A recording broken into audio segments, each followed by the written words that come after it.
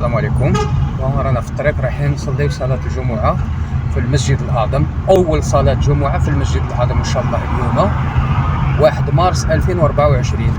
توكلنا عليك يا الله. وهدايا باش نخرجوا لوطوروت، أنا قربنا كندورو على يدنا اليمنى باش نخرجوا لوطوروت. هايديك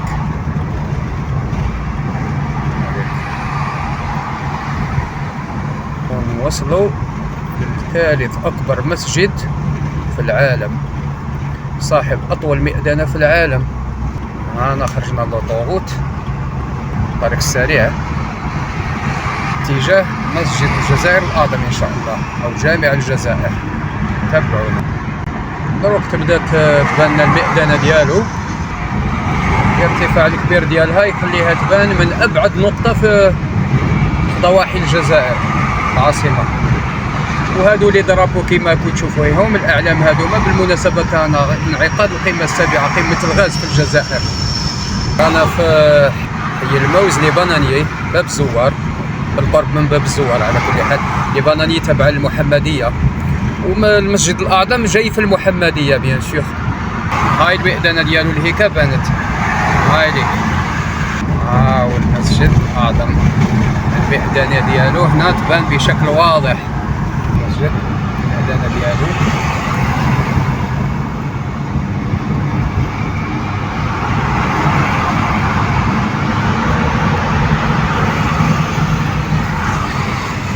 جامع الجزائر. ولا هنايا انا رايحين للباركينغ جامع الجزائر حظيرة السيارات. هاي لك البلاكة. مسجد الجزائر بيان سور ماهوش جاي بعيد عن البحر، وقدام البحر. ها هو البحر قدامنا، والمسجد ها هنا. أنا قربنا لموقف السيارات للباركينغ. ها هو البحر لهنايا قدامنا، وهذاك فندق الهيلتون، وهنايا مركز تجاري أرديس. طبعا كاين اللي جاو من ولايات خارج الجزائر العاصمة. هاي 38، هاي 35 بومرداس، هاي 14 تيارت، هاي 09 بليدة، هاي 39 تان.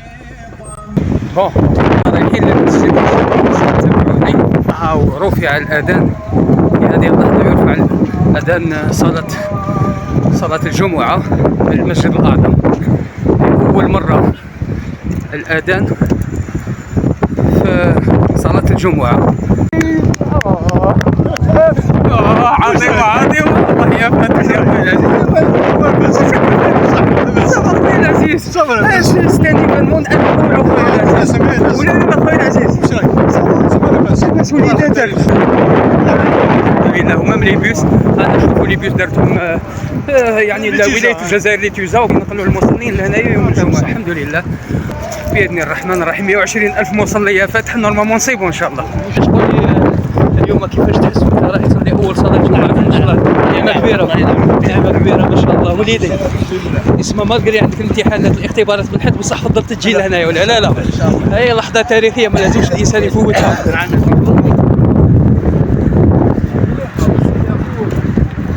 ما شاء الله.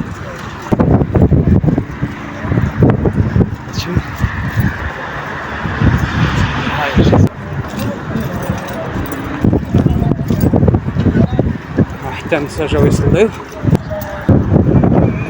داخلين. بسم الله.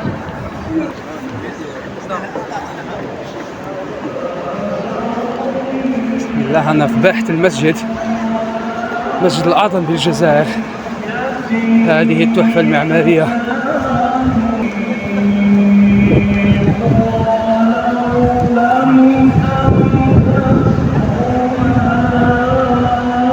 شوفوا الأعمدة ما شاء الله، ما شاء الله ما شاء الله.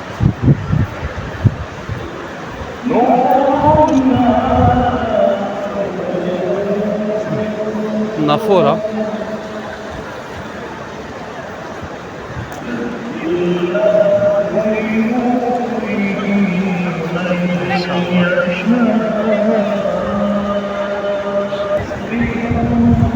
حاول بلش ديما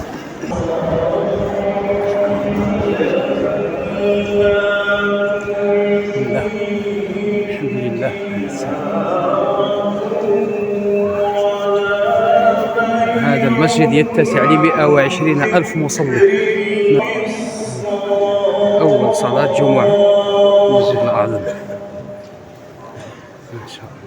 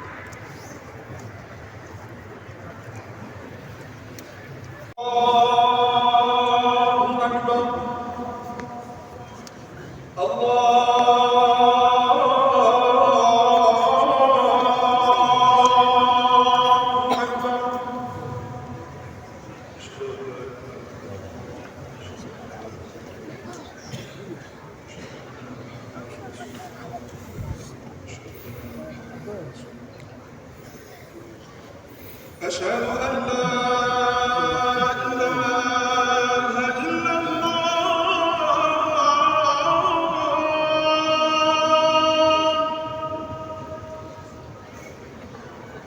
أشهد أن لا إله إلا الله.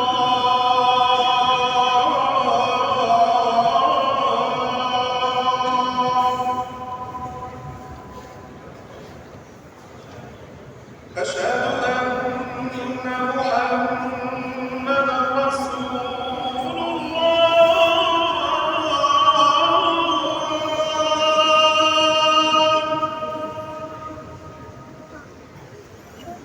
أشهد أن محمدًا رسول الله.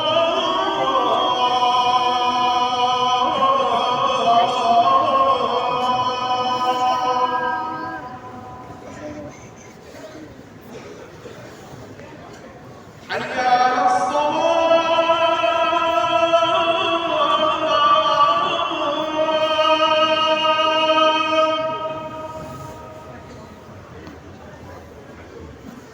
حي على الصلاة.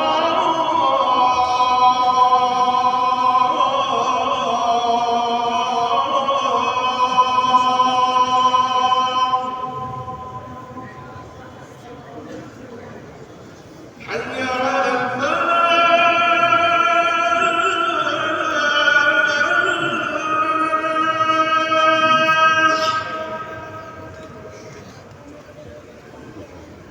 حي على الفلاح.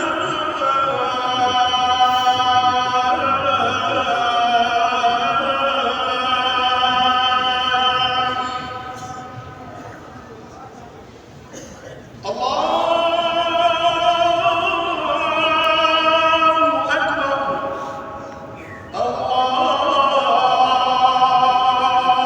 أكبر. لا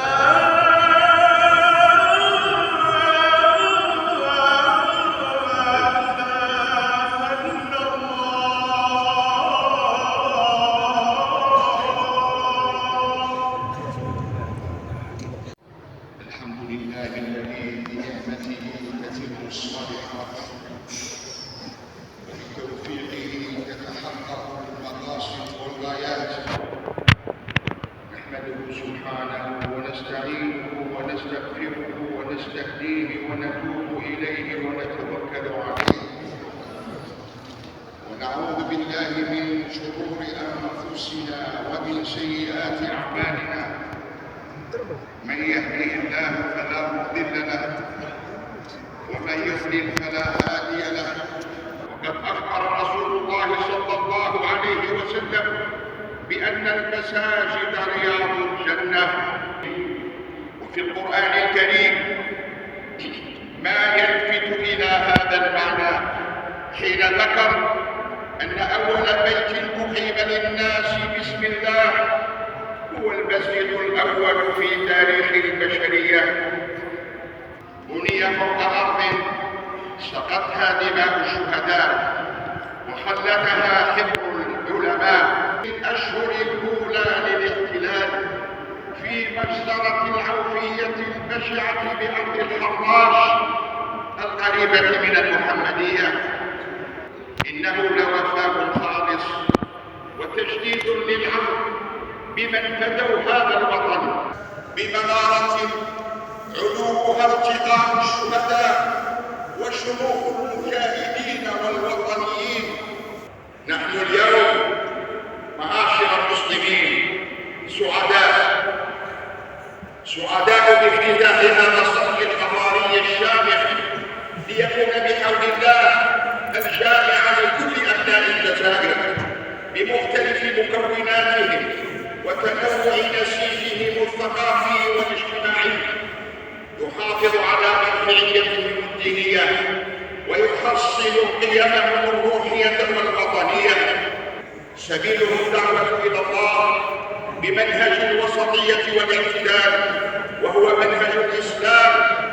سيكون جامع الجزائر هو الجامعة، فمنه إن شاء الله تنطلق قوافل العلماء بإعطاء الصورة الحقيقية لرسالتها الحضارية.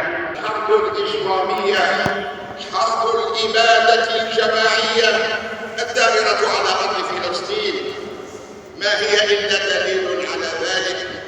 وفي ظل هذه الأوضاع المتردية تفاقمت الإساءة إلى الرموز والمقدسات الدينية، وقد وقف العالم أجمع على عدالة قضيتنا المركزية وحقيقة صراعنا مع الكيان الصهيوني الدخيل وامتداداته العالمية وما له من تداعيات على واقع المجتمعات. وإننا نأمل أن يكون جامع الجزائر مركزا عالميا روحيا وثقافيا وسياحيا يسهم مع مراكز العالم الإجتماعية في نشر قيم الحوار وتقديم الصورة السليمة للإسلام والرد عن الذين يسيئون إلى المسلمين ويطعنون في دينهم الحنيف. إن مشروع جامع الجزائر يضع ضمن أهدافه الإسهام في تصحيح ما اختل من موازين بفعل الحضارة المادية المعاصرة وما أحدثته من تشوهات وانحرافات أساءت إلى البيئة وإلى الإنسان والكون والحياة. فإنها حضارة رسالة ومسؤولية، حضارة أمة تخدم دينها بخدمة الإنسانية.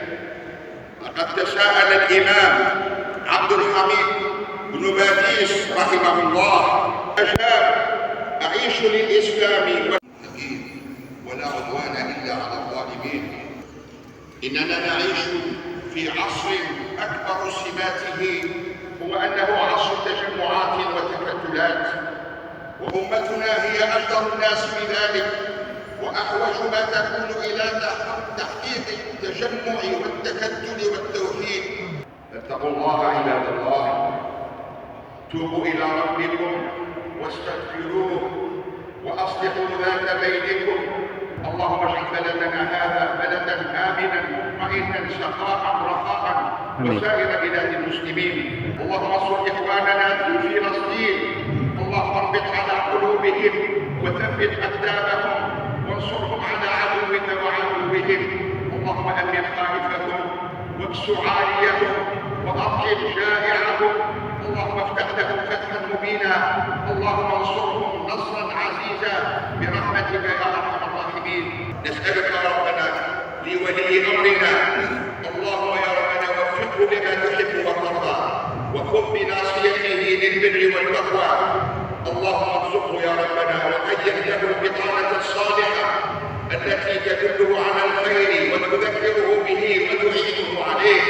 نسالك ربنا لكل من سعى في عمارة هذا الصرح الديني، لكل من أعان ولكل من تعاون، نسألك اللهم لهم جميعا الجزاء الأوفى. اللهم اجعل ما قدموه خدمة للإسلام والمسلمين. اللهم يا ربنا اجعل كل جهد بذلوه في صحائف أعمالهم وميزان حسناتهم برحمتك يا أرحم الراحمين. اللهم بارك لنا في شعبان وبلغنا رمضان غير فاقدين ولا مفقودين، ووفقنا فيه يا ربنا لصيامه وقيامه إيمانا واحتسابا. وآخر دعوانا أن الحمد لله رب العالمين.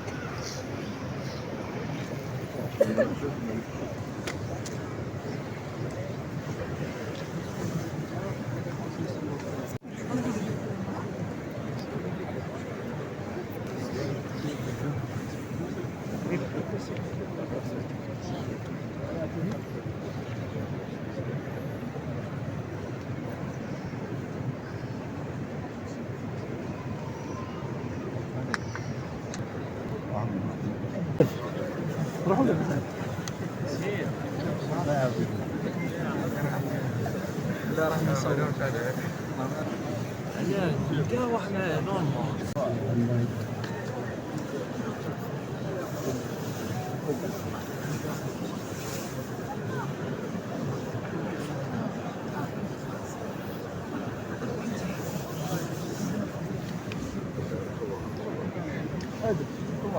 يعني ما نصور في التأتي. اسمح لي اخوي.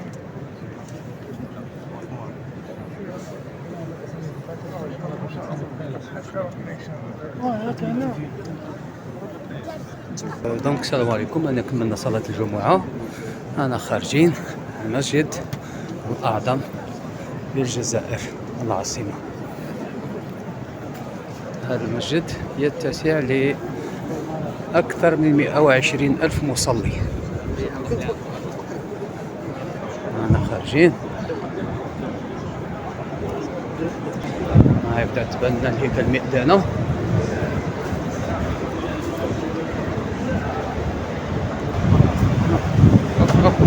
هاي المئذنة الله يبارك 265 متر.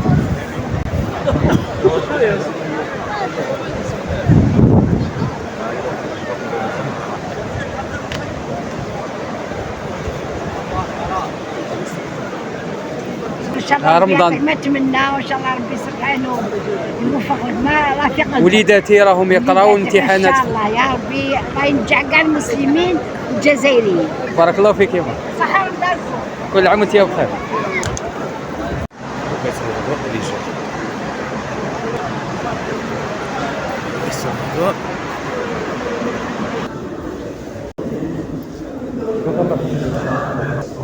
نحطوا الميضة ما نشوفوها.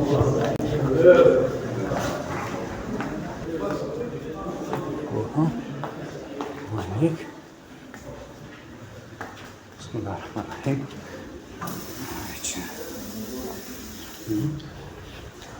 السلام عليكم. هذه الميضة، هذه الميضة. الحمد لله صلينا في المسجد الأعظم وكملنا وانا موليين للدار. الحمد لك يا رب، ربي يبارك لنا في هذا المسجد هذا ان شاء الله يا رب يا رب. إن الذي أنطق البشر أنطق